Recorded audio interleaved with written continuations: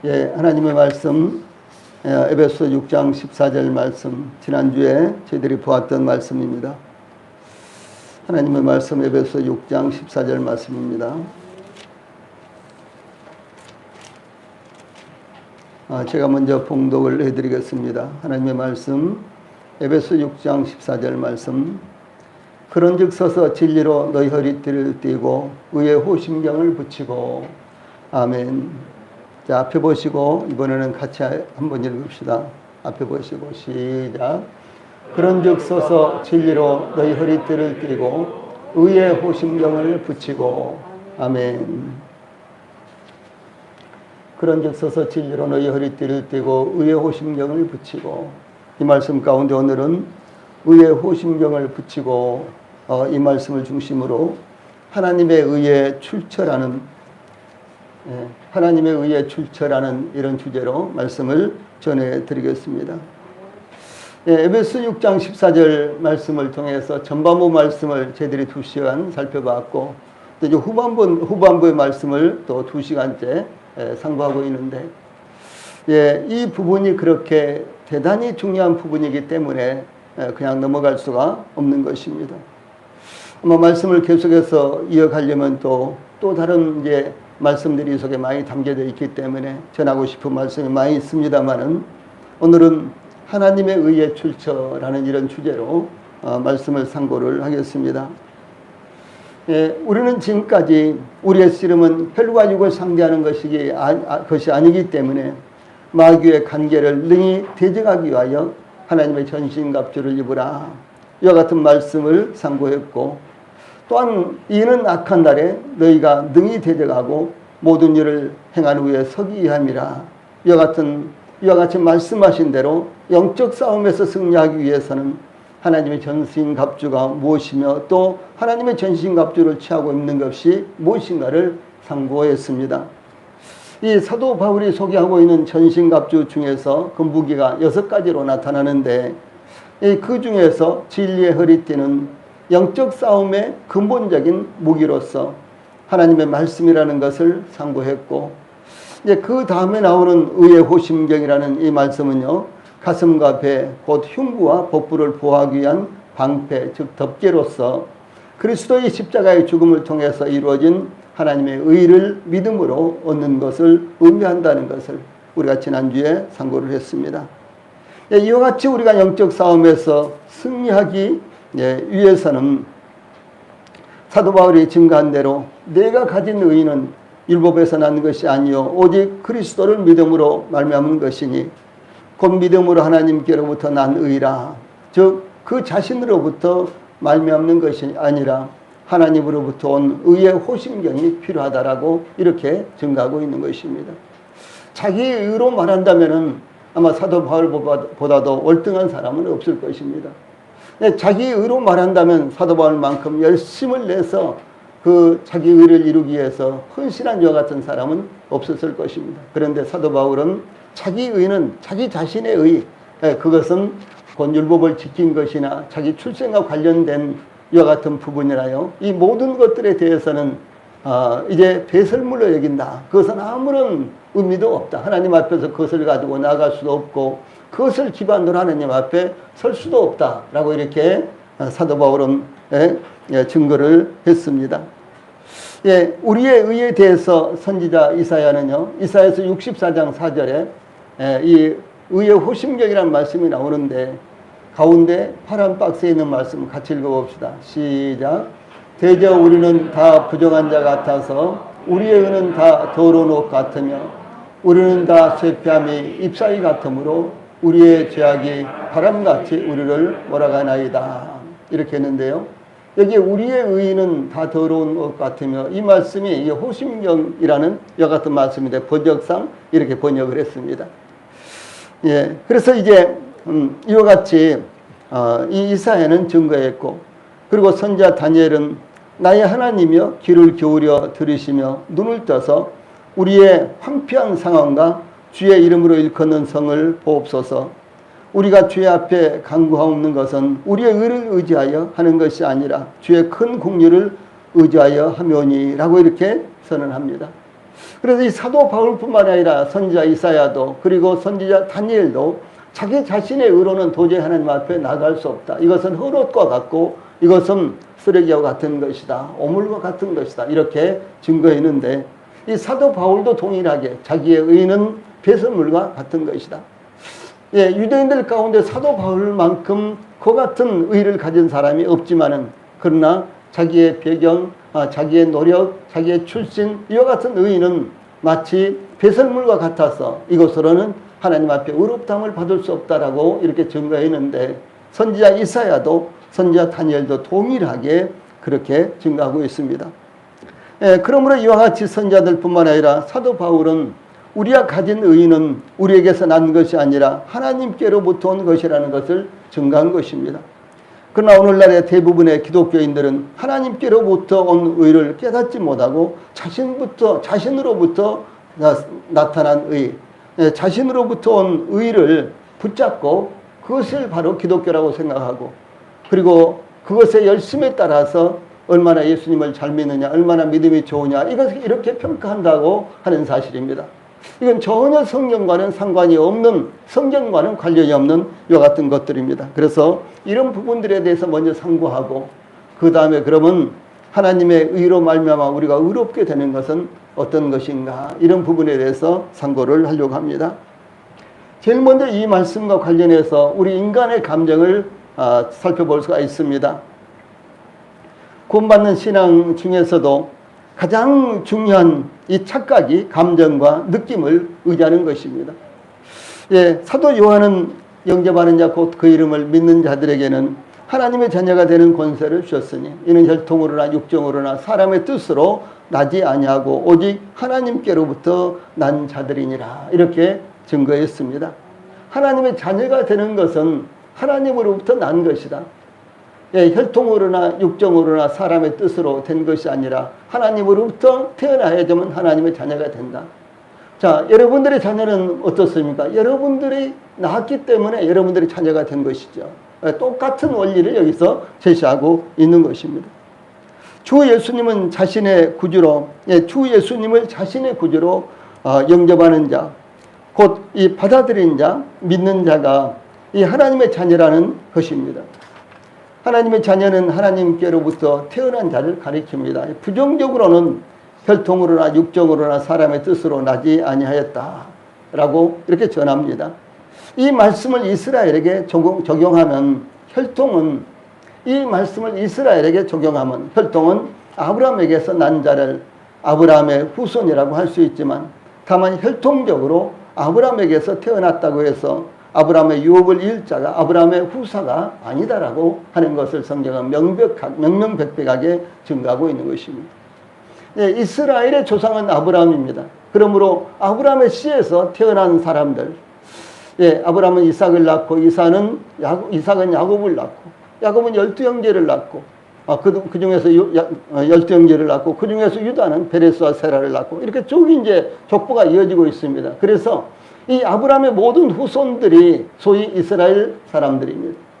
그러나 영적으로는 다시 말해서 하나님 앞에 받아들여진 영적인 자손은 아브라함의 자손이라고 해서 모두 다 아브라함의 자손이 아니라 그 중에서 하나님께서 특별히 정하신 사람이 있다라고 하는 것을 말씀하는 것입니다.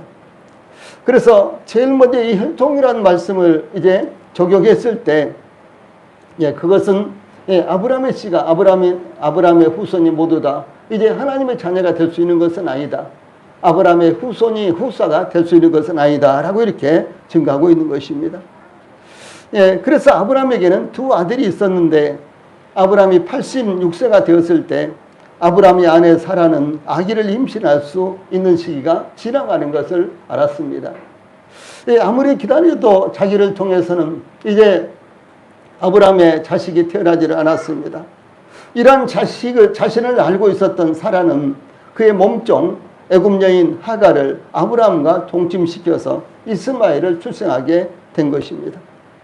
그런데 아브라함이 99세가 되었을 때 86세 때 그랬는데 99살이 되었을 때 그러니까 그로부터 약 13년이 지난 14년이 지난 그때 하나님께서 아브라함에게 나타나셔서 말씀하시기를 내 아내 사레는 이름을 사라라 하지 말고, 이 사례라고 하지 말고, 사라라고 하라. 이렇게 말씀하시면서 내가 그에게 복을 주어 그를 내게 아들을 낳아주게 하며, 내가 그에게 복을 주어 그를 여러 민족의 어머니가 되게 하리니 민족의 여러 왕이 그에게서 나리라. 이렇게 하나님께서 말씀을 하셨습니다. 그때 아브라함은 너무나 우스운 일이죠. 아니 자기가 99세 때면요, 그의 아내 사라는 10살 차이였기 때문에 89였습니다. 89세였습니다. 그런데 하나님께서 나타나셔서 내 아내 사라가 너에게 아들을 낳아줄 것이다. 이렇게 말씀을 하신 거예요. 너무나 우스운 이야기 아닙니까? 너무나 말이 안 되는 이야기였어요. 예, 그래서 이제 아브라함은 하나님 앞에요, 엎드려서 웃으면서 속으로만 이렇게 말했어요. 100세 된 사람이 어찌 자식을 낳을까? 사라는 90세니 어찌 출산하리요? 이렇게 하면서요, 이스마엘이나 하나님 앞에 살기를 원하나이다. 이렇게 말씀드렸습니다. 조금 전에 제가 말씀드린 대로 86세 때, 아브라함이 86세 때 자식을 더 이상 이제 낳을 수 없다는 사실을 알고, 아브라함의 아내 사라가요, 이제 아브라함에게 자기의 몸종 애굽 여인 하갈이라는 여인을, 이 젊은 여인을 아브라함과 동침을 시킵니다. 거기서 이제 낳은 아들이 이스마엘이라는 아들이에요. 이스마엘. 그 이스마엘은 오늘날 아랍 민족들의 조상입니다. 그러니까 사우디아라비아, 쿠웨이트, 바레인, 이렇게 이제 이 중동에 이제 많은 나라들 있지 않습니까? 이슬람 계통의 나라들요. 그 이슬람 계통의 사람들을 가리켜서 이제 아랍인이라고 이렇게 말씀하지 않습니까? 그 아랍 사람들의 조상이 이스마엘이에요. 근데 이스마엘은 누구냐? 아브라함이 86세 때 애굽 여인 하갈과 동침을 해서 낳은 아들입니다. 이스마엘이요. 그런데 이제 아브라함이 그로부터 14년이 지난 다음에 아브라함이 99세가 되었는데 하나님께서 나타나셔서 내 아내 사라가 너에게 아들을 낳아줄 것이다. 이렇게 말씀을 하는 거예요. 그러니까 아브라함이 너무너무 우습겠죠. 얼토당토하는 아주 이치에 맞지 않는 말이었죠. 그래서 아브라함이 엎드려서 속으로 웃으면서 뭐라고 하는 건 속으로만 말한 거예요. 나는 100세가 다 되고 내 아내는 90세가 다 됐는데 어떻게 자식을 낳겠느냐. 이렇게 이제 생각을 하면서요, 하나님께 이렇게 말씀드리는 거예요. 이스마엘이나 하나님 앞에 살기를 원하나이다. 이렇게 말씀을 드렸어요. 이스마엘이나 살기를 원하나이다. 옛날에는 제가 어렸을 때만 해도 그렇고 옛날에는 유아 사망률이 엄청나게 많았습니다. 예를 들어서 10명을 낳으면 5명 기르면요, 5명 기르면 잘 기르는 것이었어요. 아마 여러분들 가운데 오늘 제가 우리 카페에 올린 진센돌프 백작이라는 이와 같은 분에 대해서 올렸는데, 그분의 시와 또 그분의 생애에 대해서 간략하게 요약을 해서 올렸는데, 그분은 요한 웨슬레와 같이 그 당시에 활동했던 루터와 같은 시대에 활동했던 대단히 위대한 신앙입니다. 우리가 믿는 그대로의 복음을 가지고 있었고요, 그것을 전하며 전 세계에 선교를 하는데 초석을 놓았던 대단히 위대한 분입니다. 근데 그분의 이제 그 아내가요, 자식들을 12명을 낳았어요. 그런데 어렸을 때 다 죽고 아이들이 3명 남았는데 3명 가운데도 한 아이는 또 성장하다가 또 죽고, 그리고 결과적으로 2명밖에 안 남았어요. 예, 그 당시에는 이렇게요. 특별히 이제 서양에서는 그 당시에는 아이들이 아주 많이 낳습니다. 보통 10명 이상 낳습니다. 그런데 절반 이상을 대부분 어렸을 때 다 날리고, 그리고 소수만 이렇게 성장을 했던 이와 같은 시대. 그리고 어떤 질병이 돌변은 그 질병에 대한 해결책이 없었기 때문에 그 질병이 악령으로부터 온다고 생각을 하고, 이제 어떤 치료학을 개발을 못했기 때문에 이제 대부분 다 이렇게 죽어가던 그런 시대였습니다. 그러니까 이제 아브라함 시대, 지금으로부터 아브라함은요, 무려 약 5천년 전의 사람입니다. 아브라함은 지금으로부터 약 5천년 전의 사람이었습니다.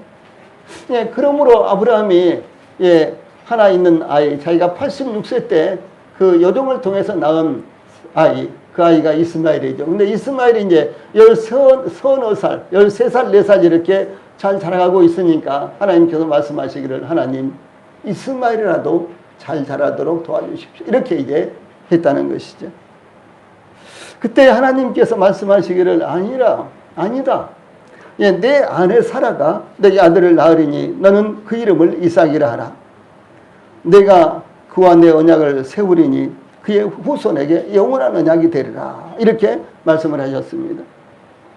그 이름을 이삭이라고 해라. 내 아내 사라가 너에게 아들을 낳아줄 것이다.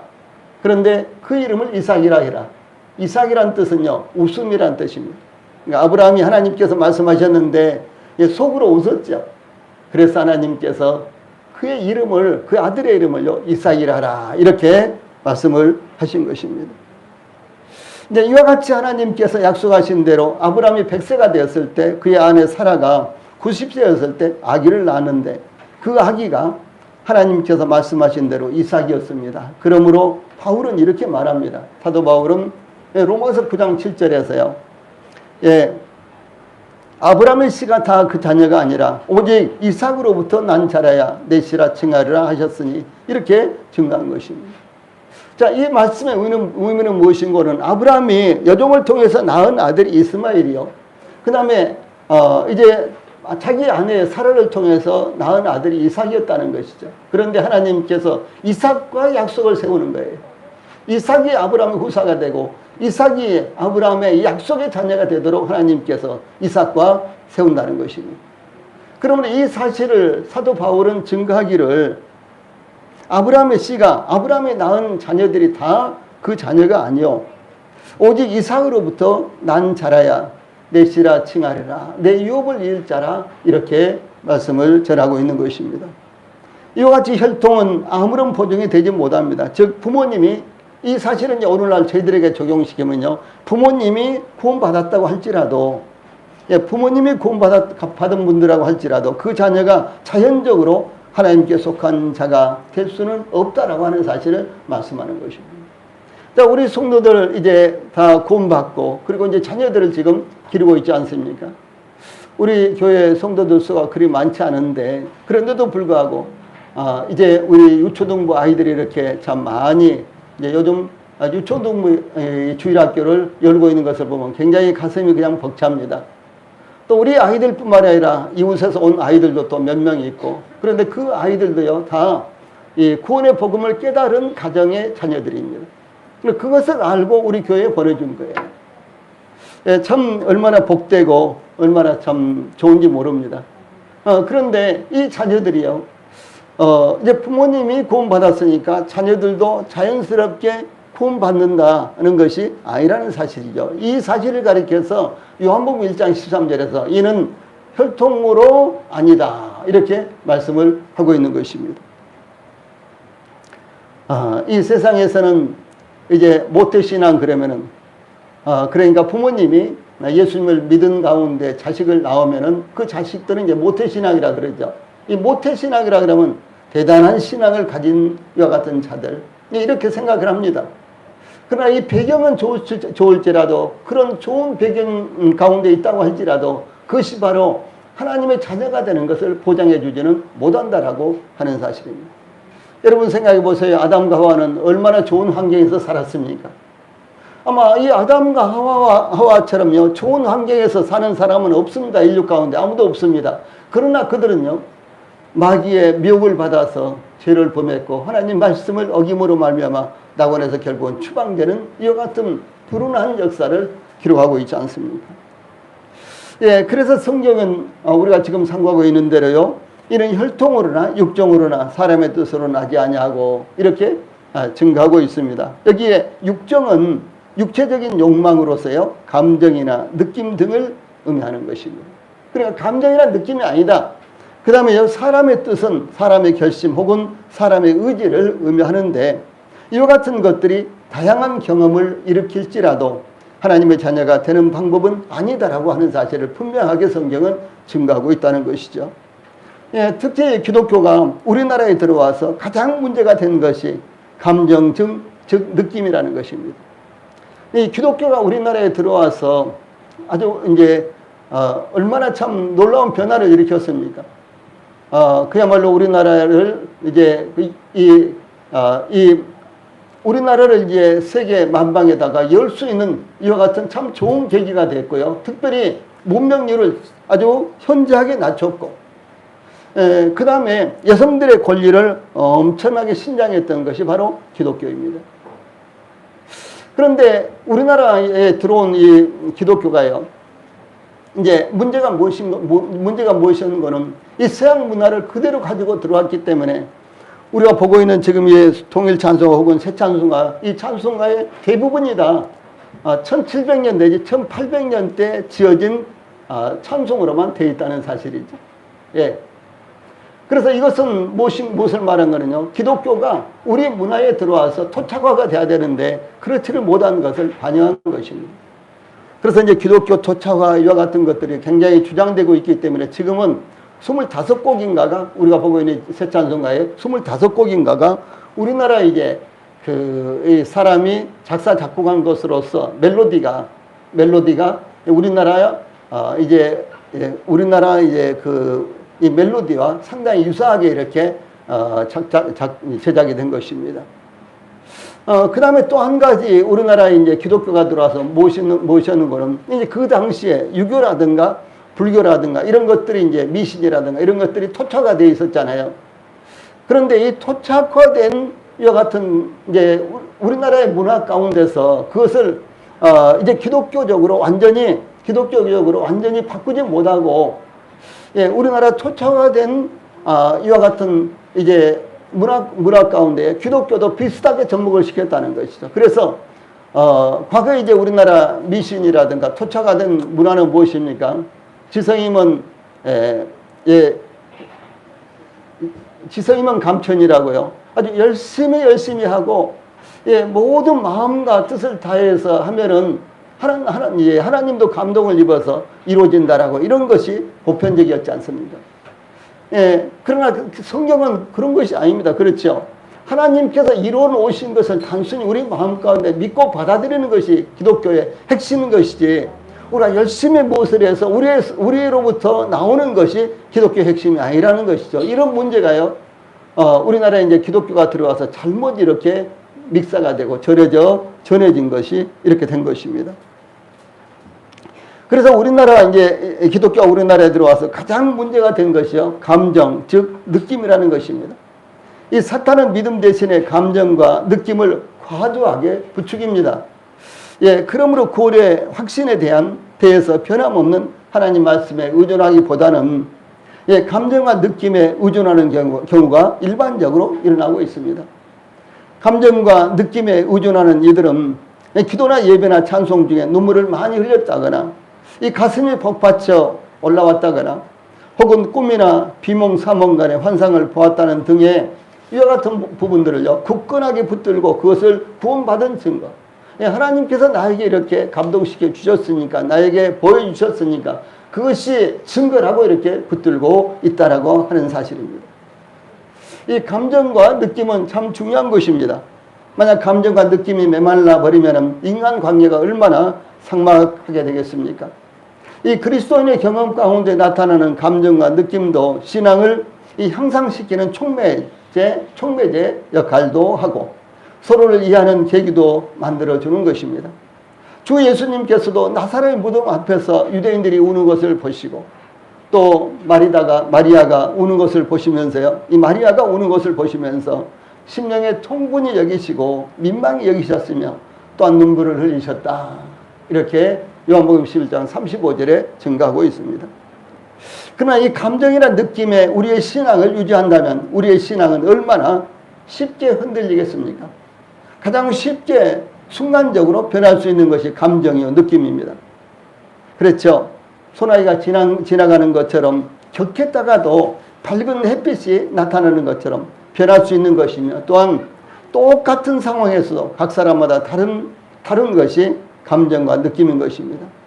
또한 예수님께서 유대인의 회당에 들어가셔서 마가복음 3장 4절에 보면 안식일에 선을 행하는 것과 악을 행하는 것, 생명을 구하는 것과 죽이는 것, 어느 것이 옳으냐, 이렇게 이제 물으셨을 때 유대인들이 대답을 하지 못하고 잠잠하자 왜 그랬을까요? 그들은 안식일에는요, 아무것도 하면 안 된다라는 이런 생각을 갖고 있었기 때문에 그렇습니다. 예. 그러나 이제 안식일을요, 해석하는 데 있어서도 여러 가지가 있었습니다. 그래서 이제 유대인의 종파 가운데 이런 종파는 뭐뭐까지는 해도 된다. 또 유대인의 또 다른 종파는 어떤 것도 해서도 안 된다. 뭐 이렇게 등등요, 예, 주장을 했습니다. 그래서 이제 그들이 예수님의 이와 같은 질문에 대답을 하지 못하자 예수님께서 이렇게 말씀하셨어요. 그들의 마음이 완악함을 탄식하사 노하심으로 그들을 둘러보시고 그 사람에게 이르되 내 손을 내밀라 하시니 그가 내밀매 그 손이 회복되었더라. 이렇게 증가하고 있는데 유대인들은 안식일날 이 팔이 이렇게 굽어져 있는 사람 이거 펴지 못하고 이렇게 살고 있는데 그것을 고쳤다라고 해서요 예수님을 비난했습니다. 예, 비난을 해는 거는 만약 안식일날 소나 낙이나 양이요 짐승이 저 우물에 빠져서 곧 죽어가고 있으면 건져내야 된다라고 생각해요. 그런데 어떤 사람이 지금 죽어가고 있으면 그 사람을 살리기 위해서 그 사람을 얻고 의원을 찾아가야 된다라고 생각을 합니다. 그런데 이 팔은 굽어져 있어도 안식일이 지나고 그 다음날 펴면 되지 않느냐. 이건 당장 이 생명이 이동한 것도 아닌데 왜 꼭 고쳐야 되느냐라고 생각했기 때문에요. 예수님의 이와 같은 질문에 대답을 하지 못한 것입니다. 이 부분에 대해서 예수님께서는 너무너무 안타깝게 생각을 하셨다라고 하는 사실입니다. 이때로 감정과 느낌은 소통의 도구가 되기도 합니다. 믿음과 관련하여 아무것도 느껴지지 않는 것이 없다면 아마 우리의 믿음은 거짓된 것일 수도 있습니다.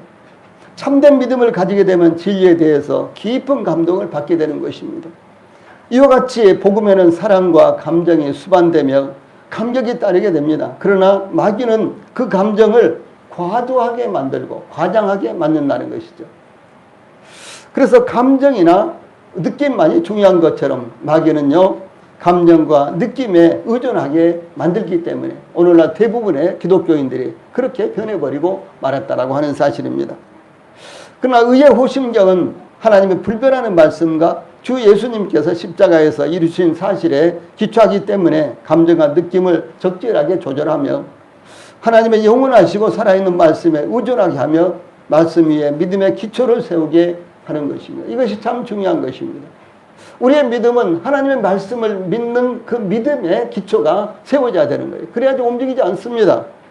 왜 그럴까요? 하나님 말씀은 반석과 같고 하나님 말씀은 절대로 없어지지 아니하고 영원한 것이며 하나님 말씀은 살아있고 어떤 역사를 이루시는 것이기 때문에 말씀의 기초가 이루어져야 되는 말씀 위에 우리의 믿음의 기초가 이루어져야 되는 것입니다.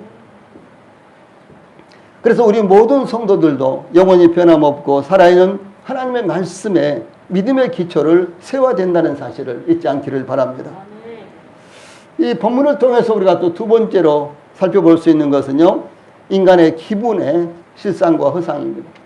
아, 오늘 참 기분 좋다. 우리 참 그렇게 많이 하죠. 오늘 되게 상쾌하다. 이게 다 기분적인 것을 의미합니다.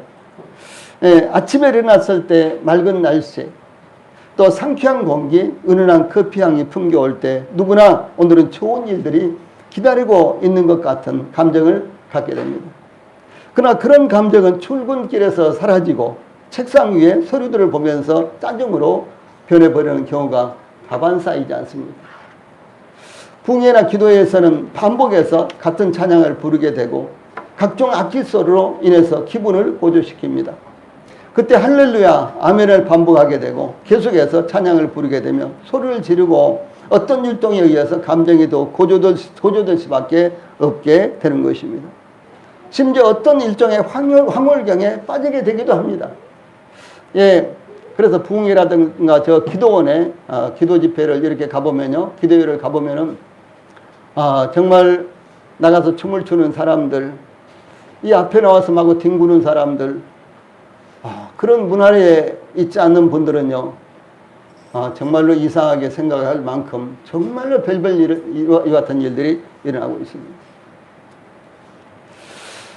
대체적으로 한 목사님들이 한 500명 정도 모여서 집회를 하는 그런 집회가 지금도 열리고 있는데 제가 그 집회의 실상을 알기 위해서 가봤어요. 그런데 집회가 딱 시작될 때부터 앞에 나와서 예, 춤을 추는 몇몇 이제 목사님들이 계시는데요. 집회가 딱 끝날 때까지 춤을 춥니다.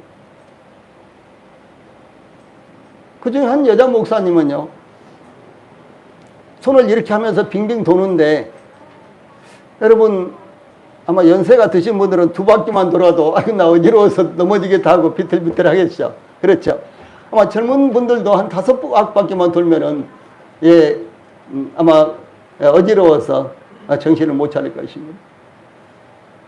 어렸을 때 초등학교 다닐 때요, 이렇게 코끼리 코를 하고 이 한 손가락을 땅에다 짚고 5바퀴를 돈 다음에 뛰어갔다 오는 것이 있었죠. 여러분 경험해 보셨죠? 기억나십니까?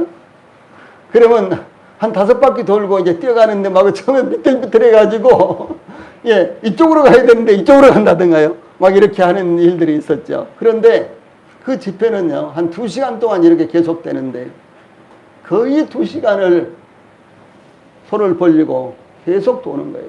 그 도는 것도 얼마나 뭐 무용하는 사람들이 도는 것처럼요, 뭐 발레하는 그런 무용수들이 도는 것처럼 그렇게 아주 빨리빨리 이렇게 도는데 처음부터 끝까지 계속해서 돌더라는 것입니다. 왜 돌아요? 왜? 네. 제가 물어보고 싶어서 찾아가는데 없어졌어요. 진짜 그랬어요. 물어보고 싶었어요. 왜 도느냐고 하고 싶었어요. 네. 그것을 성령의 역사라고 생각을 하고요. 예, 그렇게 하는 사람들은 자기가 성령 충만해서 성령의 지배를 받는다고 이렇게 생각을 한다는 것이죠. 이것이 얼마나 잘못되느냐라고 하는 것입니다. 예, 더 큰 문제가 무엇인 거는 이와 같은 감정을 가장 중요한 것으로 생각하고 그것에 의존한다. 자기의 구원의 문제를 그것에 의존한다는 것입니다. 예, 이와 같은 현상들은 다 주관적인 것입니다. 주관적인 것이 객관적인 것보다 선행하게 될 때 착각하는 비극이 발생한다라고 하는 것입니다. 이 사도 바울은 로마서 6장 17절에서 18절 하나님께 감사하로다. 너희가 본래 죄의 종이더니 너희에게 전하여 준 바 교훈의 본을 마음으로 순종하여 죄로부터 해방되어 의에게 종이 되었느니라. 이렇게 증거하고 있습니다. 무슨 말씀인 거는 복음을 마음으로 순종한다는 건 믿음이죠. 마음으로 믿어서 예, 즉 마음으로 받아들임으로 죄로부터 해방되고 그래서 의의 종이 되었다라고 이렇게 증거하고 있는 것입니다. 가장 핵심적으로 중요한 것은요, 복음을 마음으로 받아들이는 것입니다. 예, 어떤 분들은 예수님의 환상을 보았다고 예, 이야기하는 사람들도 있습니다. 이들은 그것을 평생 붙들고 있습니다. 이와 같은 경험은 기독교뿐만 아니라 로마 가톨릭에서도 이 천주교에서도 다반사로 일어나고 있고요. 또 불교에서도 다른 종교에서도 얼마든지 일어날 수 있는 것이며 또한 종교가 아니더라도 얼마든지 발생할 수 있는 이와 같은 것들입니다. 우리는 헛것을 봤다 이런 이야기를 많이 하지 않습니다. 예, 그런 것들이요, 일반 종교나 예, 종교가 없는 사람들도 다양하게 이와 같은 것들은 발생할 수 있는 일입니다. 네, 그리고 이와 같은 경험이 아무리 위대하다고 할지라도 순간적이며 그리고 사라져버리는 것이며 잊혀져 버리는 것입니다. 마귀는 얼마든지 이와 유사한 다양한 경험을 줄 수가 있는 것입니다. 또한 우리 안에서 심리적으로 나타날 수 있게도 하는 것입니다. 어떤 사람들은 매일 밤마다 꿈을 꾸는 이들도 있습니다. 무엇인가 보이는 현실처럼 느껴질 수도 있습니다. 이와 같은 시각적인 것이나 감정적인 것을 기대하는 것은 의의 호심경, 즉 하나님께로부터 나오는 것이 아니요, 그것을 알지 못하기 때문이다 라는 사실입니다. 이런 사람들은 의의 호심경을 의지하는 것이 아니라 감정, 경험의 호심경, 감정의 호심경, 경험의 호심경을 의지하고 있는 것입니다. 특히 또 어떤 분들은 정적인 예배에 참석했을 때 신비로운 분위기를 느끼게 되고 압도당하기도 합니다. 이런 이제 예배가 소위 천주교의 미사지요. 천주교의 미사는 그야말로 아주 조용한 가운데, 예, 아주 그야말로 기침소리 한번 나면은 완전히 그 침묵이 깨뜨려져 버리는 것 같은 그런 이제 정적인 예배를 합니다.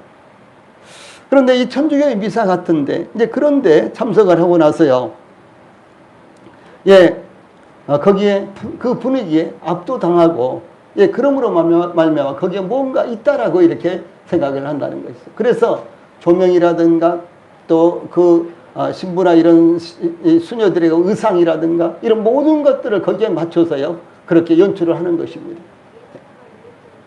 그런데 여기에 압도당해서 그것을 바로 예수님 믿는 것으로 착각을 하고 있다는 것이죠. 예, 그래서 또 이제 마치 흥분을 유도하는 집회에 참석하여 감정이 고조되어 소리치며 떠들게 되는 것처럼 조용한 조명과 음악과 무거운 분위기가 연출된 정적인 집회에 참석하여 무엇인가 압도당하는 느낌을 받게 된다는 것입니다. 이와 같은 것들이 어떤 모양으로 나타나든 일시적이며 사라져버리는 것입니다. 그 순간이 지나가면 남는 것은 아무것도 없는 것입니다. 그 직전과 그 직후는요 변한 것이 아무것도 없는 것입니다.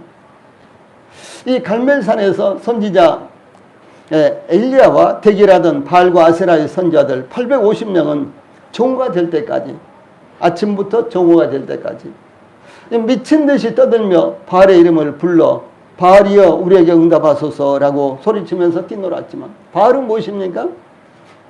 이스라엘 백성들이 하나님을 버리고 섬기던 우상 숭배였습니다. 예, 우리나라로 말한다면 뭐 불상을 숭배하는 것과 같은 그런 것이었습니다. 그런데 이 바알이여 우리에게 응답하소서 이렇게 뛰놀았지만 바알은 응답하지 않았습니다. 그때 선지자 엘리야가 바알 선지자들을 향해서 이렇게 말합니다. 큰 소리로 부르라.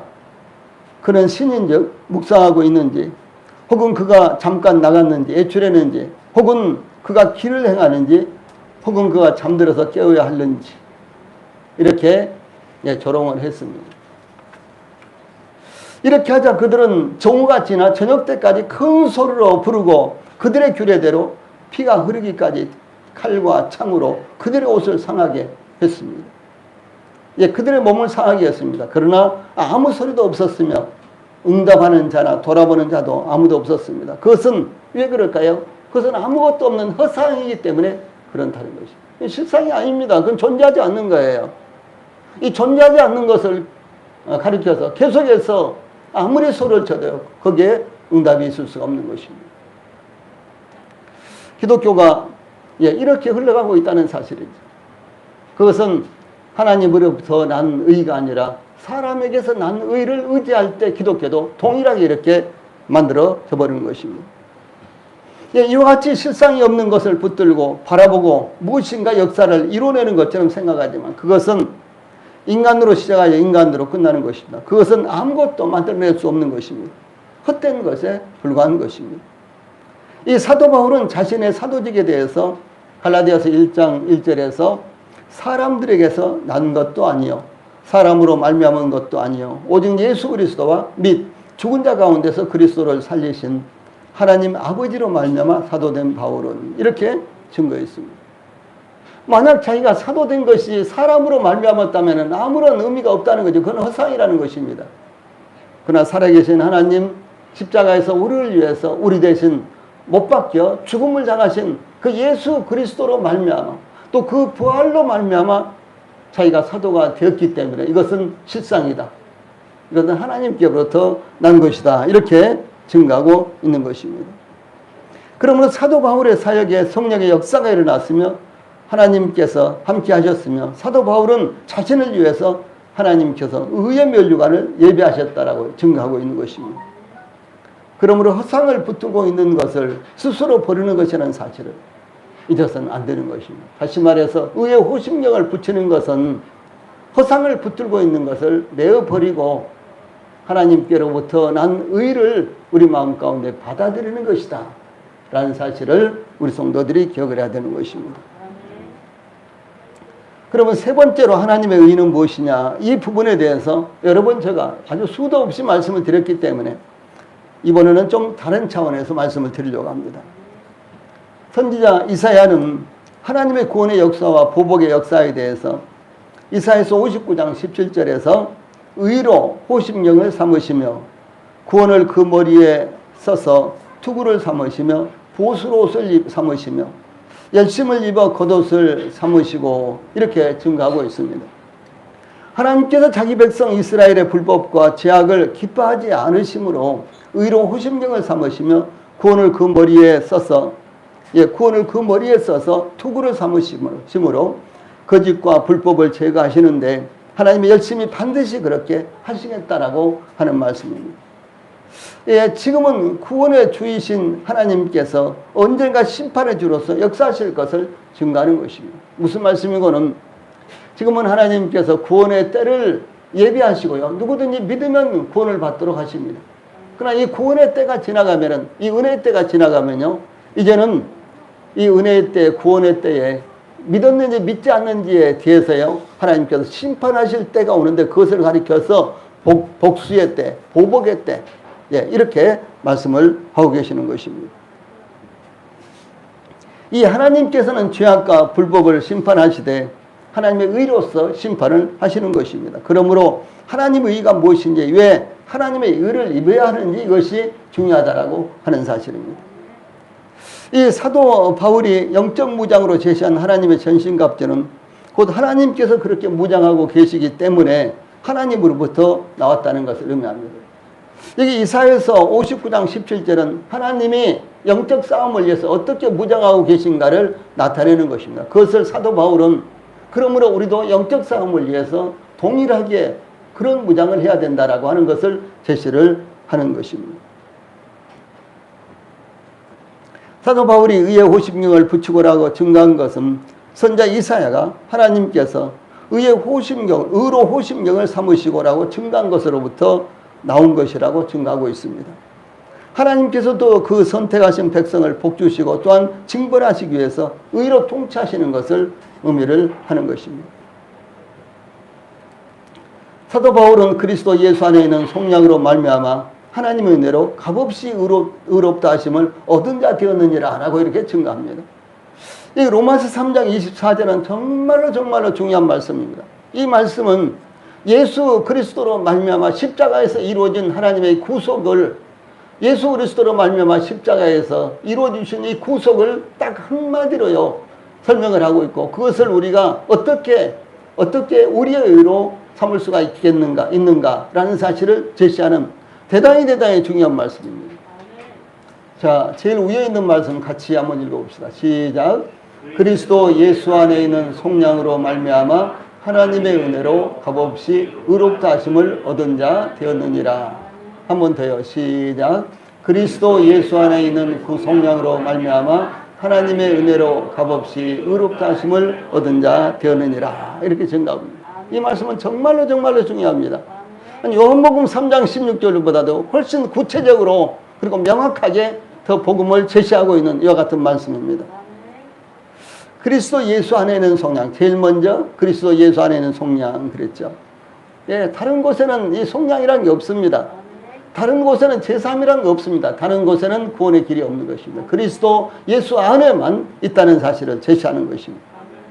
그런데 그리스도 예수 안에 있는 그 속량은 그리스도께서 십자가에 못 박혀 죽으심을 당하심으로 완성하시고 이뤄놓으신 속량이다라고 하는 것입니다. 그러면 이 속량이 무엇인가?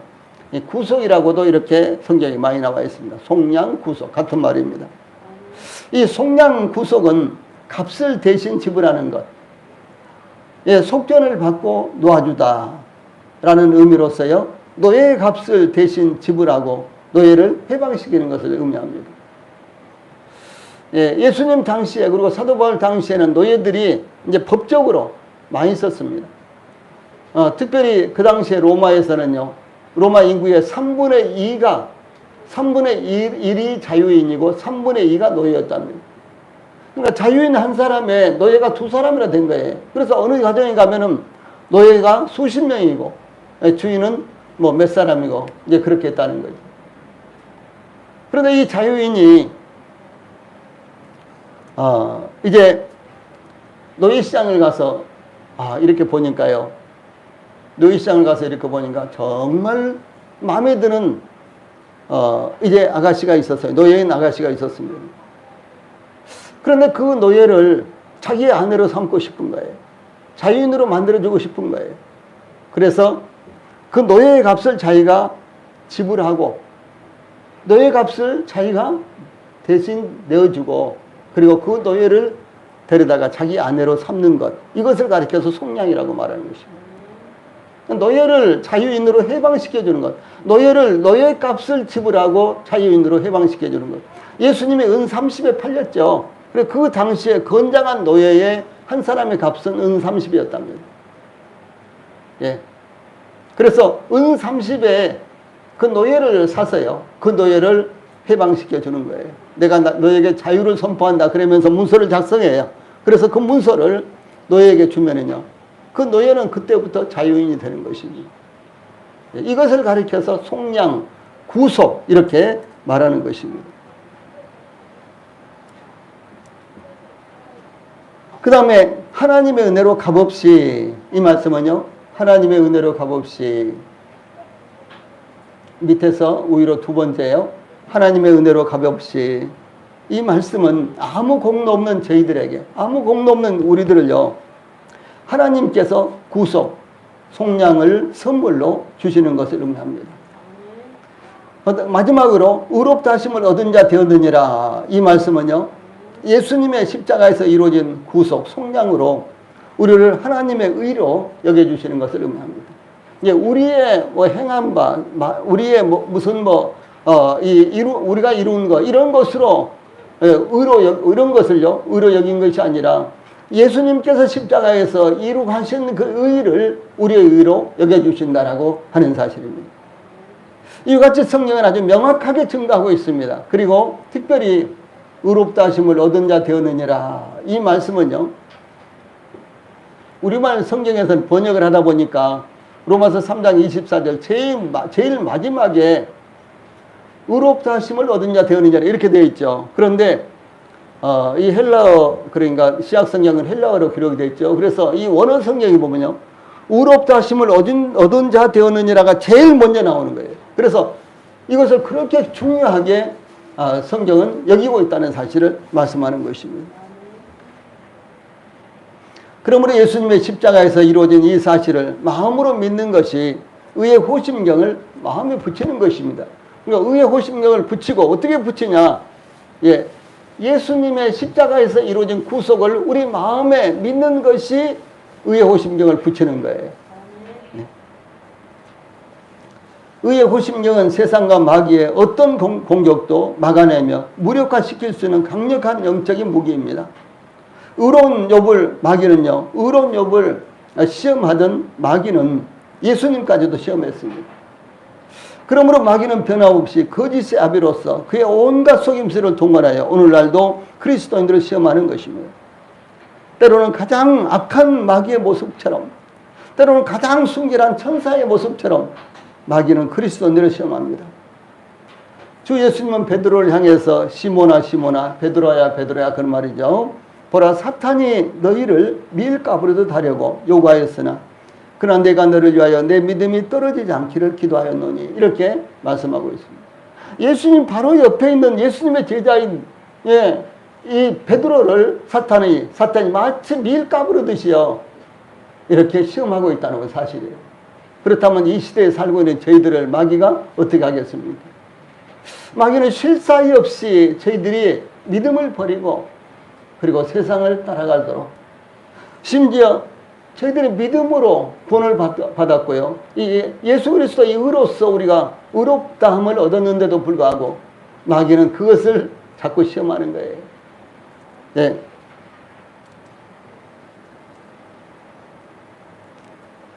그러므로 베드로는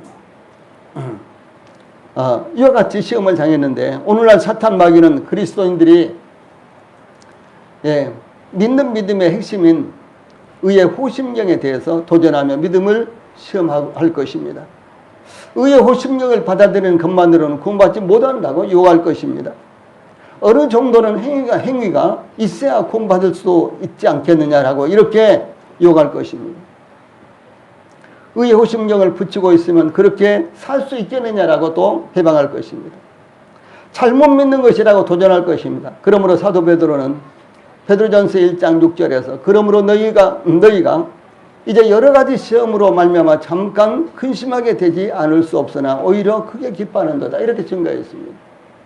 근데 베드로도 이와 같이 다양한 시험을 받았고 오늘날 그리스도인들도 동일하게 다양한 시험을 받지만은 그러나 뭐라 그랬어요?